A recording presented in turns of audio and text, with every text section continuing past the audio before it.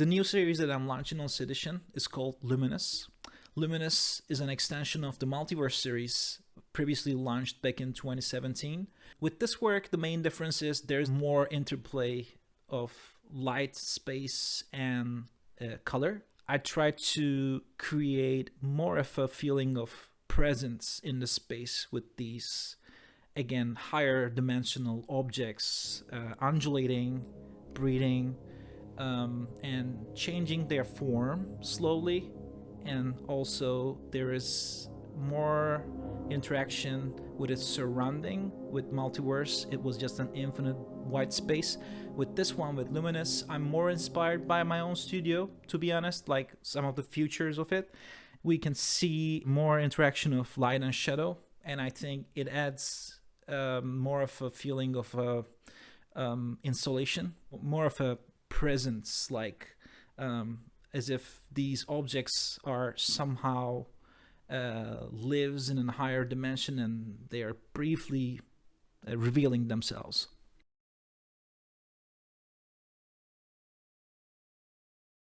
All my practice is an exploration of how to utilize different types of new media to create immersive experiences. So I really like the interaction between, because it's between the digital and physical space, because it's such a fruitful territory.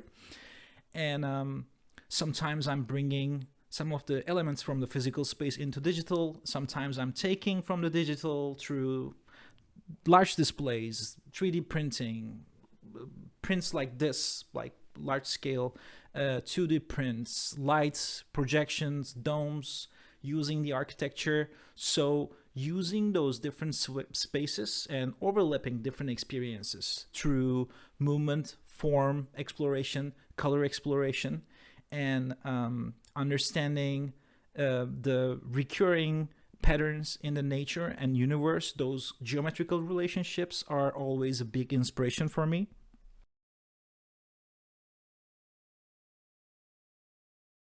Physics for me is such an inspiring way of investigating the universe, basically. So the overall discipline of physics is super inspiring for me as a way of thinking and understanding the universe.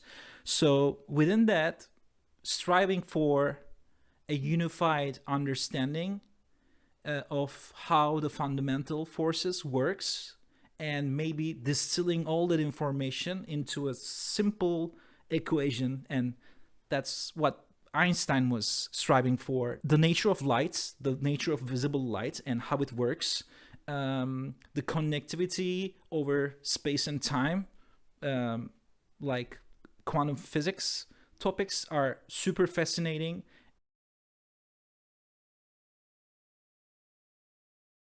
My way of creating things has definitely deep roots in science fiction. And for me, I'm definitely inspired by many authors and many directors, but something that George Lucas did back in the 70s, and the relationship between art and technology is so obvious in his work, and how technology helped to create visuals and images and stories that's been never possible before. And he kept innovating in that field by bringing different technologies, different ways of creating images, different ways of telling stories. So he definitely has a very special place in my heart and in my mind. Not just his work, but the way he operated himself. Even though he became such a large player, he always had this independent director mindset. So that's super inspirational. And Ridley Scott definitely he has a timeless vision, and with his new work, he also proves that he is one of the best in what he does. Robert Anton Wilson, I think he inspired me a lot, because the way he brought so many different topics from so many different disciplines into a very joyful, curious, mystical way of combining all these esoterical knowledge and futuristic understanding and system theory, like not just his writing, but so many people that he introduced to me makes him so valuable for me. When it comes to NFTs, I think it is really a very, very exciting time to be a digital artist and creating digital art. We can't really compare how much attention digital art has now if we compare it to like 10 years ago, 5 years ago, even maybe like a 2 years ago. It's crazy what's going on right now. For me, what makes it interesting is definitely the way to authenticate digital art, because it was such a big mess. It was also not really clear how the collectors can collect digital art. Where is it going to exist? Is it going to exist on the cloud or in a hard drive? Like, how is it going to work, and how is it going to last over time? So I think blockchain technology definitely helps. And as a digital native, I really like the idea of using a digital currency for all these transactions. So it's exciting.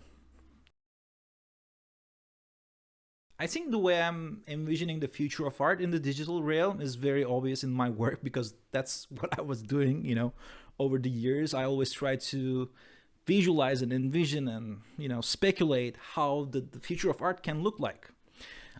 So not just in the digital realm, but I see more of an overlap between digital and physical space again in the future of art. So I think through new technologies like AR, Neuralink, projection mapping, and different display, maybe holograms in the future, we're going to be able to bring the digital elements and the digital art more into our physical experiences. So it's going to be, hopefully, a seamless part of our life. So hopefully we won't have to look into the digital world through displays and our phones and computer screens, but it's just going to be a seamless integration into how we see the world naturally.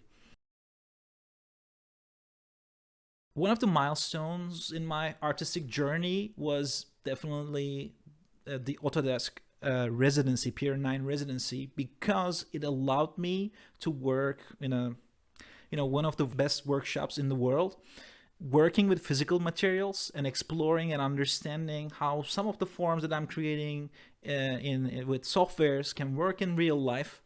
It really brought a different perspective into my work. So when I was back again working with digital materials, I brought so much detailed understanding of how some of the physical material works into my digital work. And it was also amazing to be able to use these $1 million 3D printers and to be able to hold your forms in your hands that you were just able to see on a screen. I always love experimenting with new technology, so I'm very excited for what's coming next. And the way I'm approaching to my work now, it's like I'm in a more comfortable place with my working environment and with my life and the way I produce work and the autonomy that I have. It's powerful, and to be able to work remotely and to be able to install your work in multiple locations at the same time, it's definitely empowering. So I can just use my brain power to imagine new things and dream more. The way I'm trying to create new work now is more, let's say, media free or non-local to any certain type of media, but the idea comes first, and I like transferring that idea to different media to give it different looks, different qualities, different feelings, and a different expression.